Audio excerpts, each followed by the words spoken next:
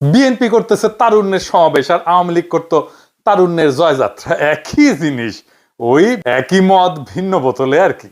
ময়দা সুজির একটা বিজ্ঞাপন ছিল, তীর ছাড়া আমার চলেই না। শুনেন, তীর ছাড়া আমার চলেই না। তো আপনাদেরও তো দেখতেছি চান্দাবাজ ছাড়া আপনার চলেই না।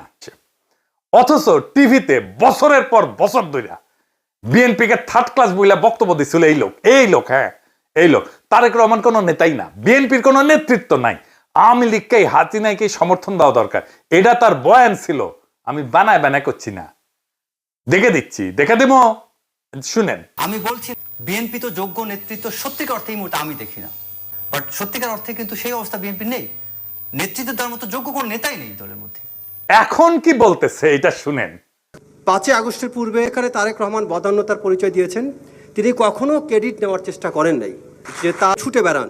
তারেক রহমান হেঁটে যাচ্ছে, এই পথে হাঁটতে থাকলে তারেক রহমানকে আজকে আমরা যে জিয়াউর রহমানের সাথে তুলনা করি, আজকে তারেক রহমান সেই জিয়াউর রহমানকে হয়তো ছাড়িয়ে যাবেন। অনুষ্ঠান দেখার পরে সেনাবাহিনীর মধ্যে অনেকেই বিলা হয়েছে, আমাকে অন্তত আজকে কলে আপনাদের নাম নিলাম না, মনে রেখেন কিন্তু নিমু আর একদিন।